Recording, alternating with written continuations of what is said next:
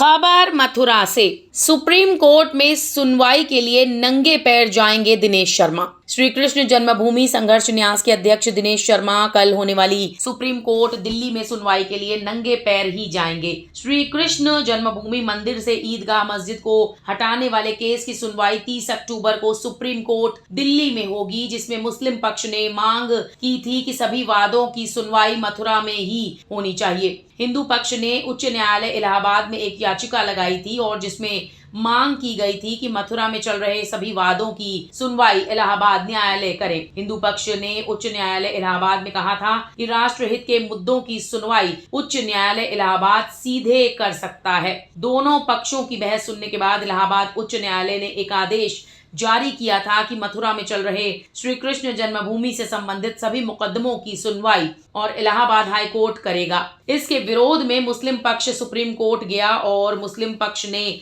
मांग की थी कि हमारे पास किराए की व्यवस्था नहीं है, हमारी सुनवाई मथुरा में ही होनी चाहिए। सुप्रीम कोर्ट ने इलाहाबाद रजिस्ट्रार को सभी मुकदमों की फाइल समेत दिल्ली तलब किया है। अब कल 30 अक्टूबर को सुप्रीम कोर्ट में बहस होगी और न्यायालय अपना आदेश जारी करेगी कि सुनवाई मथुरा में होगी या इलाहाबाद में। मथुरा सिविल कोर्ट में मुकदमा लड़ रहे दिनेश शर्मा ने कहा कि अब वो भी सुप्रीम कोर्ट में एडवोकेट कमलेश मौर्य जी के द्वारा 30 अक्टूबर को बहस के दौरान उपस्थित रहेंगे। हिंदूवादी नेता दिनेश शर्मा ने कहा कि वो जहां भी जाते हैं नंगे पैर जाते हैं और सुप्रीम कोर्ट दिल्ली में भी सुनवाई के दौरान नंगे पैर ही जाएंगे।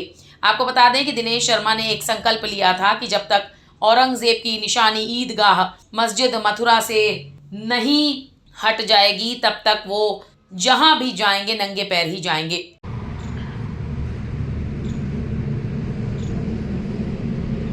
मथुरा न्यायालय में भगवान श्री कृष्ण जन्मभूमि मंदिर से शाही ईदगाह मस्जिद को हटाने वाले लगभग 1 दर्जन से अधिक मुकदमे चल रहे हैं। उन मुकदमों की सुनवाई चल रही थी सिविल कोर्ट में।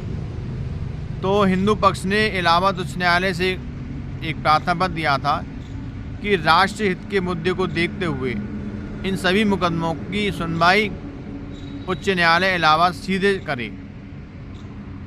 तो उस पर मुस्लिम पक्ष और हिंदू पक्ष के अधिवक्ताओं के मध्य में बहस हुई न्यायालय में।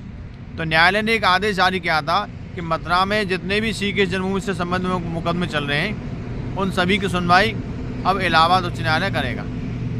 इस पर मुस्लिम पक्ष इस आदेश के खिलाफ सुप्रीम कोर्ट गया और मुस्लिम पक्ष ने सुप्रीम कोर्ट में मांग की कि हमारे केसों की सुनवाई मथुरा कोर्ट में ही चली दी जाए, क्योंकि मुस्लिम पक्ष ने कहा था कि हमारे पास किराया भाड़ा नहीं है, हम इलाहाबाद नहीं जा सकते, लिहाजा मथुरा में ही सुनवाई हो। मुस्लिम पक्ष चाहता है कि मामले को लोअर कोर्ट में ही अटकाना, क्योंकि मुस्लिम पक्ष के पास कोई भी प्राचीन साक्ष्य नहीं है जिससे वो ये साबित कर सके कि यहाँ पहले ईदगाह मस्जिद थी। मुस्लिम पक्ष के पास तो बिजली का बिल भी नहीं है जो ये दिखा सके। वो तो बिजली भी चोरी करके जलाते हैं। हमने जब बिजली की शिकायत की थी तो बिजली चोरी पकड़ी गई और मुस्लिम पक्ष पर ईदगाह कमेटी पर 3 लाख का जुर्माना हुआ था। इसलिए अब कल 30 अक्टूबर को सुप्रीम कोर्ट में सुनवाई होगी और पिछली डेट पर माननीय सुप्रीम कोर्ट दिल्ली ने इलाहाबाद न्यायालय के रजिस्ट्रार को सभी पत्रावली सहित तलब किया था और न्यायालय ने कहा था कि जितने भी मुकदमे की फाइल हैं उन सबको दिल्ली लाया जाए और उन्होंने सुनवाई के लिए 30 अक्टूबर की डेट लगा दी थी। अब 30 अक्टूबर को कल हम भी दिल्ली जाएंगे और नंगे पैर ही जाएंगे, क्योंकि हमने भी संकल्प लिया था कि जब तक मथुरा से औरंगजेब के पाप की निशानी ईदगाह मस्जिद नहीं हटेगी तब तक हम भी नंगे पैर रहेंगे, क्योंकि हम उस केस में मुख्यवादी हैं। हमारा भी न्यायालय में केस चल रहा है और हम 2 केस लड़ रहे हैं, एक तो ईदगाह मस्जिद हटाने वाला और एक मीना मस्जिद हटाने वाला। तो हम कल नंगे पैर सुप्रीम कोर्ट जाएंगे और जो भी माननीय न्यायालय आदेश करेगा उसका पालन करेंगे। कल माननीय न्यायालय दोनों पक्षों को सुनेंगे और सुनने के बाद वो ये भी आदेश दे सकते हैं कि सुनवाई मथुरा में हो या इलाहाबाद में हो। माननीय न्यायालय इस बात पर भी विचार कर सकता है कि सुनवाई दिल्ली सुप्रीम कोर्ट में हो, क्योंकि दिल्ली भी मथुरा से पास पड़ता है।